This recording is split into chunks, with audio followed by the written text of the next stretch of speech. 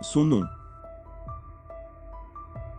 Conférence de Neuville-Goddard, 1963. La Bible n'est pas le produit d'êtres humains, elle n'est pas construite par l'homme. C'est l'histoire de la découverte de l'homme par la révélation par Dieu du nom changeant de Dieu, et l'augmente en valeur pour l'homme. Dans Genèse 4 2.26, il nous est dit qu'un enfant naquit du nom d'Enoch, né de Sarah, et que les hommes commencèrent à invoquer le nom du Seigneur. C'est la première fois que l'homme a commencé à invoquer le nom du Seigneur. Le mot Enoch signifie homme mortel, quelque chose de fragile, quelque chose qui s'use et disparaît tout simplement. L'homme mortel commença à s'interroger sur son origine. Pourquoi suis-je ici? Quelle est la cause des phénomènes de la vie? La prochaine fois que nous le verrons, c'est dans le chapitre 32 de la Genèse.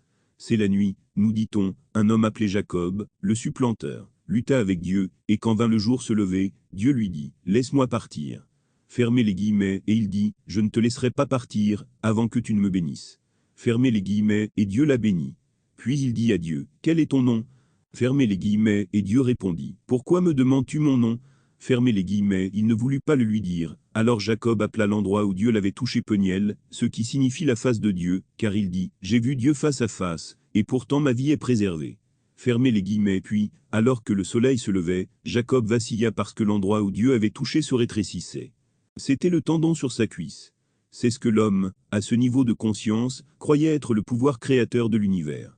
Aujourd'hui, en 1963, vous et moi sommes témoins des choses les plus fantastiques que l'homme ait conçues. Des missiles dans l'espace qui peuvent atteindre le Soleil, ces machines IBM, le cerveau électronique, mais rien de ce que l'homme a jamais conçu ou fait naître ne peut se comparer à un enfant. Rien dans ce monde que l'homme puisse concevoir n'est comparable au cerveau d'un enfant, car c'est l'enfant qui a conçu l'instrument qui nous effraie aujourd'hui.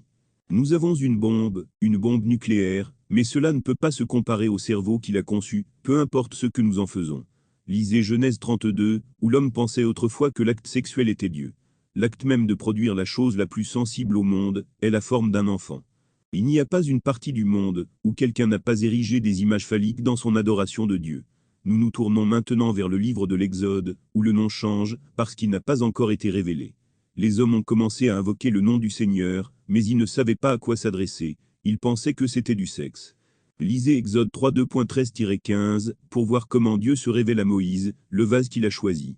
Et Moïse dit à l'Éternel, « Quand j'arriverai vers le peuple d'Israël, et que je leur dirai, l'Éternel, ton Dieu, m'a envoyé vers toi, et qu'il me demande, quel est son nom?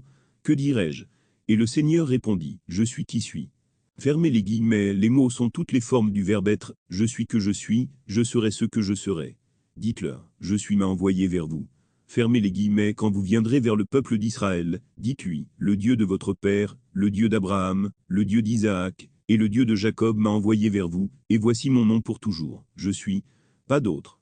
Et cela vous conduira du désert à la terre promise. C'était la deuxième grande révélation du nom de Dieu. L'homme pensait que c'était l'acte créateur. Qui pourrait nier que rien dans ce monde, que l'homme ait jamais créé n'était comparable à celui d'un enfant, rien. Et il doit remonter jusqu'à l'origine de l'acte, et tout d'un coup, c'est sorti de cet organisme fantastique. Et puis vient une révélation d'un autre genre, que le nom est je suis. Puis vient la révélation finale, que nous trouvons dans le Nouveau Testament, et elle apporte quelque chose de tout à fait différent, que l'homme n'a jamais vu auparavant. Il révèle le nom comme Père. Père Saint, gardez-les dans le nom que vous m'avez donné, afin qu'ils soient un, comme vous et moi sommes un.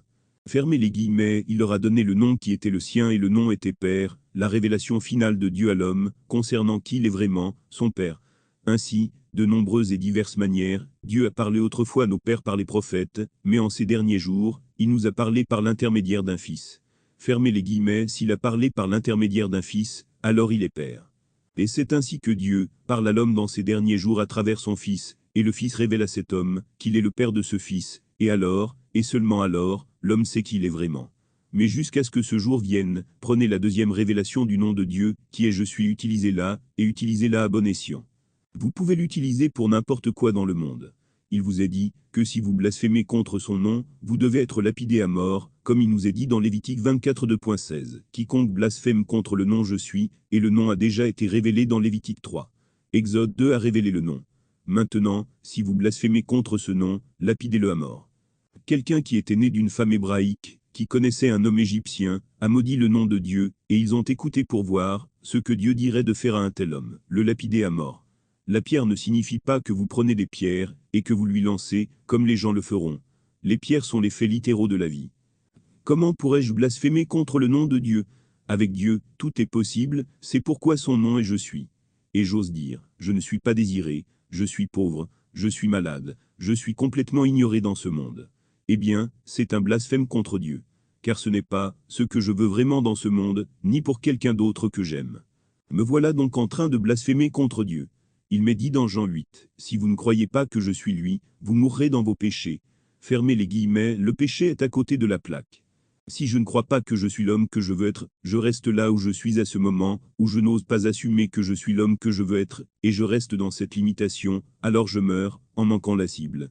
Donc, l'être que vous êtes vraiment, si la deuxième révélation est vraie, et je peux vous dire que c'est vrai, que son nom est je suis, cela ne signifie pas que vous adorez quelque chose à l'extérieur quand vous dites « je suis ».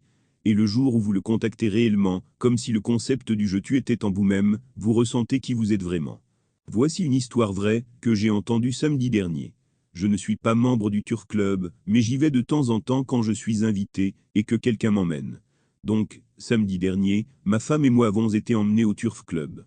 On m'a présenté ce petit homme qui était assis juste une rangée plus bas. C'était un petit garçon étrange, bizarre, et puis ils m'ont raconté son histoire. Il était venu ici sans le sou du Kentucky. Comment a-t-il obtenu l'argent nécessaire pour acheter un petit lopin de terre? Je ne le sais pas, cela ne m'a pas été dit, mais il acheta un petit lopin de terre dans le comté de Ventura. Il voulait avoir de l'huile, alors il dormait sur la terre elle-même. Il n'a pas construit une petite cabane, il a dormi à même le sol. La tête au sol, il entendait le pétrole entrer, il sentait l'odeur du pétrole, et il rentrait parfois à la maison, le matin à 6 heures du matin et sa femme était désemparée. Qu'est-ce qui t'est arrivé? Fermez les guillemets, il dormait sur la terre en l'amenant. Aujourd'hui, l'homme, je dirais qu'il a 10 ans de plus que moi, c'est-à-dire 68 ans, il en a 70, il n'a pas de problème financier. Il a donné des fortunes. Il vaut plus de 6 millions, me l'a-t-il dit lui-même, mais maintenant il a un autre problème, et il a oublié le nom de Dieu. Son problème actuel est l'ennui. Il va sur la piste 5 jours par semaine, du mardi au samedi. S'il en laisse tomber 10 000, ce n'est pas un problème, s'il en lâche 20 000, ce n'est pas un problème. Mais il s'ennuie, et il n'est pas bien physiquement, et il ne se souvient pas comment il a fait naître l'huile au nom de Dieu. Quand il a posé sa tête sur cette terre, et qu'il s'est mis à écouter, qui écoutait? Si vous lui disiez, qu'est-ce que tu fais? Fermez les guillemets, je sens l'odeur du pétrole. Fermez les guillemets, c'est ce qu'il disait. Vous avez invoqué le nom de Dieu. Je sens l'odeur du pétrole. J'entends de l'huile, disait-il. Il a tout apporté, mais il ne se souvient pas du nom de Dieu. Maintenant, il dit, je ne vais pas bien. Fermez les guillemets, il blasphème contre le nom de Dieu. On vous dit, celui qui blasphème le nom de Dieu, lapidez-le à mort. La pierre montre les faits de la vie, donc il montre les faits de la vie. Tu ne te sens pas bien, n'est-ce pas? Fermez les guillemets, alors, vous voyez toutes les choses du monde, qui ne vont pas chez lui, et vous le lui dites. Ce sont les pierres, mais il les a oubliées, et ceux qui l'entourent ne le savent pas. Une fois, il a utilisé le nom de Dieu avec sagesse, et a apporté la richesse dans ce monde. Il pourrait apporter la santé dans ce monde s'il utilisait le nom de Dieu. C'est mon nom pour toujours, a dit Dieu dans Exode 3. Mais je révélerai un nom encore plus grand, lorsque l'homme commencera à s'éveiller, et le nom final sera Père. Et donc, montre-nous le Père, et tu seras rassasié. J'ai été si longtemps avec toi, et pourtant tu ne me connais pas, Philippe. Celui qui m'a vu a vu le Père, comment donc peux-tu dire, montre-nous le Père? Fermez les guillemets, alors ici, je vous le dis, je suis le Père, et personne ne sait qu'il est le Père. Saint-Père, garde-les en ton nom, que tu m'as donné, afin qu'ils soient un, comme nous sommes un. Fermez les guillemets, il n'y a aucun moyen dans ce monde, que vous et moi sachions que nous ne faisons qu'un, si ce n'est par ce dernier acte de Dieu qui se révèle, quand il vous donne son nom de famille, qui est Père. Je suis le Père, que je connais, et tu seras le Père du Fils unique de Dieu. Et quand vous le voyez, comme je l'ai vu, et vous le verrez, et vous êtes son Père, alors vous et moi sommes un. Car je ne peux pas être le Père de ton Fils, et ne pas être toi. Et c'est la révélation finale de Dieu à l'homme à ce niveau. Ainsi, Dieu a parlé autrefois à nos pères de bien des manières par les prophètes, mais en ces derniers jours, il nous a parlé par l'intermédiaire d'un Fils. Fermez les guillemets, et le Fils révèle la nature du Père. Personne ne connaît le Père, sauf le Fils, et toute personne, à qui le Fils choisit de le révéler. Jusqu'à ce que ce jour vienne, utilisez la deuxième révélation, qui est toujours son nom, et utilisez-la à bon escient, comme il nous est dit dans le psaume 9, verset 10. Ceux qui connaissent ton nom se confient en toi. Fermez les guillemets, si vous connaissez le nom. Le nom est l'individu lui-même. Le nom de Dieu est je suis, et c'est Dieu. Ainsi, ce soir, si vous connaissez son nom, croyez-le, ayez confiance en son nom. Et vous écoutez, comme si vous entendiez ce que vous entendriez, si vous étiez l'homme que vous voulez être, et vous avez confiance en son nom, et il ne vous abandonnera jamais. Ici, le nom change alors que l'homme commence à s'éveiller, en tant que Dieu, et la révélation finale, je ne connais pas de plus grand chapitre, que le chapitre 17 de Jean, où il se révèle, et se donne à l'homme. Saint-Père, glorifie-moi de toi-même. Fermez les guillemets, il ne veut pas d'autre gloire. C'est Dieu lui-même, qui se donne à l'homme, car c'est son dessein. Et quand il réussit dans son dessein, l'homme à qui il s'est donné lui-même, est Dieu et Père, la révélation finale. Par conséquent, il doit y avoir un enfant. Où est l'enfant, si je suis Père? Et voici que l'enfant vient à l'existence, et il est David, le fils unique de Dieu. David, tu es mon fils, aujourd'hui je t'ai engendré. Fermez les guillemets, cela est caché dans l'homme, jusqu'au dernier moment, où le voile est levé, et où la paternité est révélée à l'homme à travers la nature du Fils. Là, vous voyez David, et David vous dit qui vous êtes. Tu es son père, il t'appelle père, et t'appelant père, alors s'accomplit le psaume 89. J'ai trouvé David, et son cri vers moi. Tu es mon père, mon Dieu est le rocher de mon salut. Et vous le voyez, et pourtant il n'y a aucun changement dans votre je suis. Le soi qui devient son père, est le même soi qu'il était auparavant, mais un soi beaucoup plus grand. Cela inclut la paternité, mais le même sens de je suis. Vous n'avez pas changé votre individualité distincte, mais maintenant elle s'est élargie pour inclure la paternité, et ce Père est Dieu. Et vous le dites au monde dans l'espoir que vous puissiez le rendre aussi clair qu'il l'est pour vous. Que vous l'acceptiez, ou que vous le rejetiez, c'est vrai, et le jour doit venir, dans le temps, où chaque individu aura la même expérience et où il passera par tout cela. Jusqu'à ce que cela se produise, utilisez son nom à bon escient, comme cela nous a été révélé par son prophète Moïse, dans le chapitre 3 de l'Exode. Utilisez-le pour la richesse, la santé ou la reconnaissance, mais ne blasphémez pas contre le nom de Dieu. Si vous ne croyez pas que je suis lui, vous mourrez dans vos péchés. Fermez les guillemets, c'est pourquoi il nous est dit, guillemets, ils prirent des pierres pour les lui jeter, parce qu'il les avait offensés, qu'il avait blasphémé le nom de Dieu, parce qu'il prétendait, je suis Dieu. Fermez les guillemets, c'était un blasphème à leur niveau, et ils ont pris des pierres pour lui jeter des pierres. Quelles pierres? Ils lui ont dit qu'il connaissait son père. Il connaissait sa mère terrestre, ses frères et ses sœurs, et il les nommait. Ils dirent, je connais ton père et ta mère, Joseph, et Marie, et ils nommèrent les 4 frères. Ils impliquaient plusieurs sœurs. Et puis ils ont commencé à lui montrer les faits de la vie, et les faits contredisaient ses dires. C'est pourquoi ils le lapidaient avec les faits de la vie, c'étaient les pierres. Puis il disparut du milieu d'eux.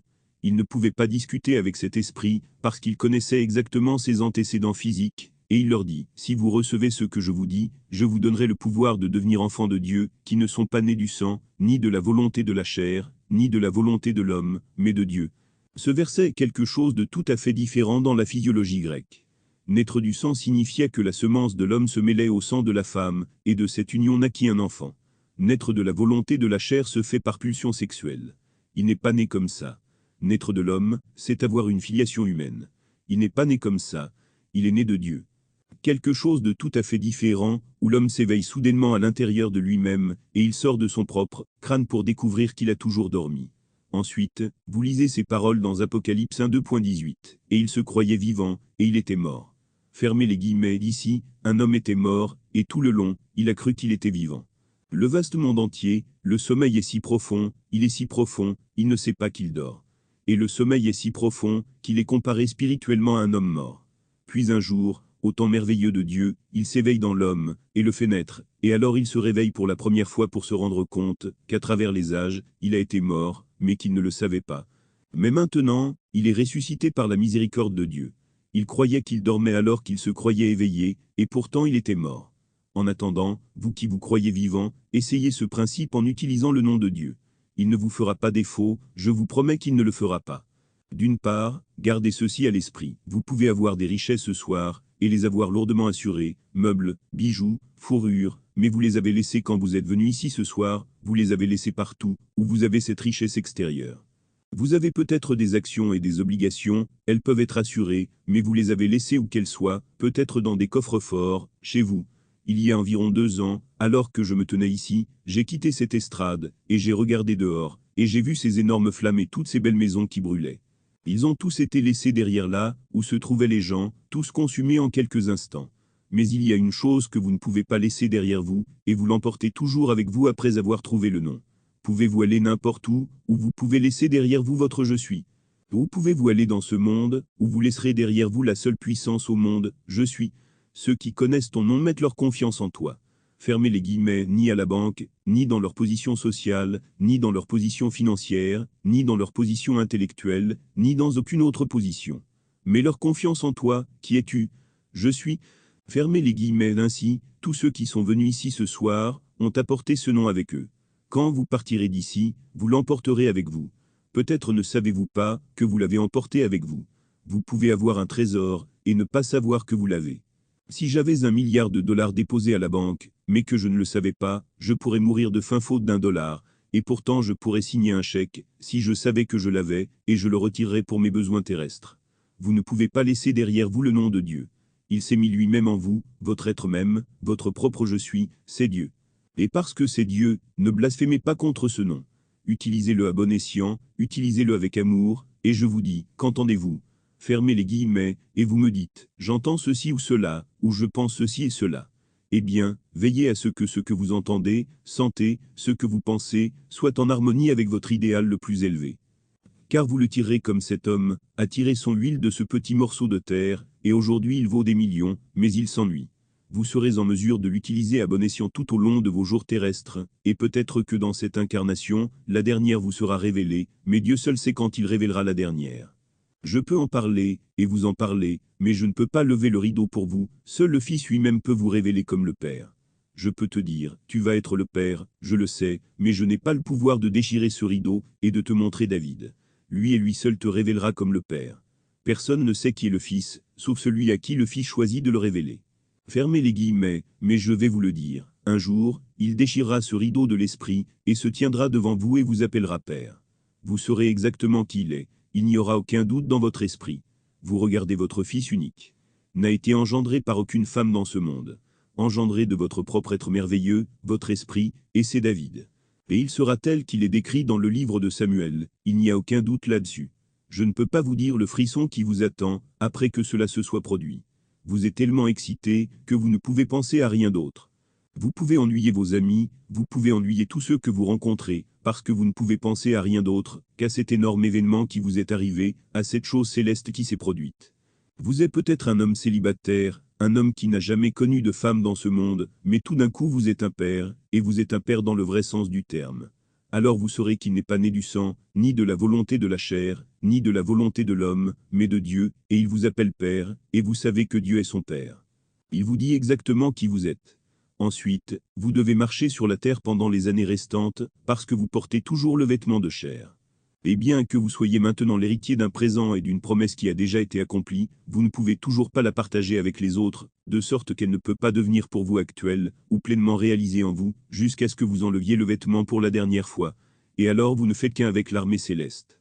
Tout le monde est destiné, vous ne pouvez pas vous en vanter, vous ne pouvez pas vous en vanter, parce que vous ne l'avez pas mérité. C'était tout le plan de Dieu depuis le commencement. Celui qui a commencé en vous une bonne œuvre l'a mené à son terme au jour de Jésus-Christ. Et Jésus-Christ est Dieu le Père.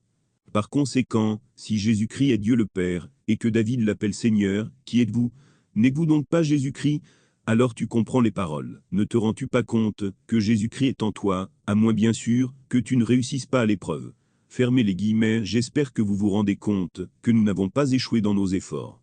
Finalement, vous lirez les mots, et tout disparaît, et il n'y avait que Jésus. Moïse était présent, Élie était présent, ils ont tous vu la gloire de Dieu, et quand tout s'est calmé, il n'y avait que Jésus.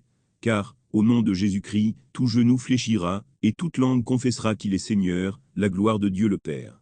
Il n'y a que Jésus, et il a un fils, et il partage son fils avec vous, non pas en marchant dans la rue avec vous, en tant qu'ami, mais en tant que votre fils. Il se donne à chaque être dans le monde, et il n'y a aucun moyen pour lui de prouver qu'il vous a réellement fait ce don de lui-même, si ce n'est en tant que David, son fils unique, en tant que votre fils. La Bible en miniature se trouve dans Jean 3 2.10. Et Dieu a tant aimé le monde qu'il a donné son fils unique. Fermez les guillemets, les gens pensent qu'il a donné son fils unique, et que son nom est Jésus-Christ. Non. Jésus-Christ, de sa propre confession, est Dieu le Père. Vous me voyez, Philippe, et pourtant vous ne me connaissez pas. Celui qui m'a vu a vu le Père. Comment peux-tu donc nous montrer le Père? Ainsi, le Fils donné ne pouvait pas être cet être, qui s'appelle lui-même Père, et le Père est Jésus-Christ. Qui l'appelait Père? David. Il posa donc la question. Personne ne le lui demandait. Il a dit, je suis le Père. Fermez les guillemets. Alors, où est l'enfant? Alors il pose la question. Que pensez-vous de Christ? Fermez les guillemets et ils répondent. Le fils de David. Fermez les guillemets. Alors pourquoi David, dans l'esprit, l'appelle-t-il Seigneur? Si David l'appelle Seigneur, comment peut-il être le fils de David? Et personne n'a posé d'autres questions. David, dans l'esprit, l'appelle Adonai, un mot utilisé par chaque enfant lorsqu'il se réfère à son père. Chaque enfant parlait de son père comme d'Adonai, ce qui se traduit en français par mon Seigneur. Alors David l'appela mon père. Alors il vous dit, qui il est et qui David est par rapport à lui-même. David va donc appeler chaque être de ce monde, mon père. Et parce que Dieu est un, et que son nom un, et qu'à ce nom tout genou doit fléchir, vous êtes destiné à vous connaître comme étant Jésus-Christ, ou Dieu le Père. Mais jusqu'à ce qu'il vous soit révélé, utilisez son nom tel qu'il a été révélé par son prophète Moïse. Et quand vous irez vers eux, dites-leur simplement je suis m'a envoyé vers vous. Fermez les guillemets, conduis-les du désert à la lumière par mon nom. Quand vous pouvez vous conduire vous-même aujourd'hui, où que vous soyez maintenant désorienté, que vous soyez indésirable, comme vous le pensez, ou au chômage, comme vous l'êtes, conduisez-vous de ces états de stérilité à des états de fructification, un état fructueux, au nom. Il suffit d'assumer je suis, et vous le nommez, vous l'entendez, vous le sentez, vous le voyez au mieux de vos capacités, et dans la mesure où vous restez fidèle à ce que vous imaginez et entendez, vous l'extérioriserez réellement dans votre monde. Ne le jugez pas avant de l'avoir essayé. Maintenant, si ce que j'ai dit cette nuit vous offense, si cela est en contradiction avec ce que vous croyez quand vous êtes venu ici, je reviens encore à l'écriture. Et il les offensa, et alors ils le vendirent pour 30 pièces d'argent. Fermez les guillemets, permettez-moi de revenir dans le livre du Lévitique. Ici, il nous est dit, si un bœuf a encorné un esclave, mâle ou femelle, alors le propriétaire du bœuf doit payer au propriétaire de l'esclave 30 pièces d'argent, puis le bœuf doit être lapidé. Fermez les guillemets, le symbole du Christ est celui d'un bœuf. Si la doctrine chrétienne vous offense, eh bien, il vous a encorné par tout ce qu'il a à dire. Et maintenant, après l'avoir encorné, l'esclave sera censuré, qu'il devra être vendu pour 30 pièces d'argent. Ainsi, vous accomplissez toujours les Écritures. La parole s'accomplira toujours. Le prototype de Jésus-Christ était Joseph, et il a été vendu pour 20 pièces d'argent. 20 signifie attendre déçu. 30 ans, c'est la perfection divine. Le réduire à 3 et 3 est également associé à la résurrection. Le 3e jour, la terre s'éleva de l'abîme. Ainsi donc, si je dois vous offenser, par ce que je dis, alors faites-moi pitié de mes 30 pièces d'argent, car l'écriture est tout autour de moi. Car si le bœuf encorné blesse de quelque manière, que ce soit un esclave. Ensuite, le bœuf doit être lapidé avec l'effet de la vie. Les gens vous jetteront toujours les briques, et vous rappelleront quand ils vous connaissaient, ou même comme ils vous connaissaient, car nous sommes tous limités, lorsque nous portons ces vêtements. Aucun homme dans ce monde ne peut me dire, tant qu'il porte le vêtement, qu'il n'est pas limité. Le président Kennedy est affreusement limité dans sa fonction de président. Les briques arrivent partout, ce qu'il a promis dans sa campagne, pour obtenir le poste, et ce qu'il a livré. Et le conflit entre ce qu'il a promis, et ce qu'il a livré jusqu'à présent, vous pourriez lui jeter toutes les briques du monde. Et il en est pleinement conscient. Vous pouvez le lancer au pape, le lancer à la reine d'Angleterre, le lancer à n'importe qui dans ce monde, parce qu'il n'a pas d'ambition de sa part. Si je t'ai pris dans mon secret, et que je t'ai dit mon ambition, et que toi, en tant qu'ami, tu sais que je ne l'ai pas réalisé, et que tu me jettes toutes les pierres du monde, et que tu me rappelles ce que je t'ai dit, contre ce que j'ai accompli, c'est vrai pour chaque être dans le monde. Néanmoins, que vous les accomplissiez ou non, revenez en arrière, et appliquez ce principe à la réalisation de vos rêves. Je peux vous le dire, dans mon propre cas, aussi petit qu'il ait été, tout cela a été, quand j'ai été fidèle à l'utilisation du nom de Dieu. Quand j'ai osé supposer que je suis, ce que la raison nie en ce moment, et que mes sens le nient, et que je lui suis resté fidèle, alors je m'en suis invariablement rendu compte. Il y a eu un nombre incalculable de fois, où je n'y ai pas été fidèle. J'ai roulé en roue libre, comme nous le faisons tous au bout d'un moment. Ensuite, nous sommes soudainement soulevés, et nous devons revenir à l'utilisation du nom. Et ainsi, ceux qui connaissent ton nom mettent leur confiance en toi. Fermez les guillemets, pas en dehors de toi. Et votre nom est je suis, et c'est votre nom pour toujours et à jamais. Mettez donc votre confiance dans le nom de Dieu en sortant d'ici ce soir dans la croyance que vous êtes déjà l'homme, la femme que vous aimeriez être, et que vous voyez le monde tel que vous le verriez, si c'était vrai. Et dans la mesure où vous resterez fidèle à cette hypothèse, dans cette mesure, vous l'extérioriserez, et la récolterez comme un fruit dans ce monde. Entrons maintenant dans le silence.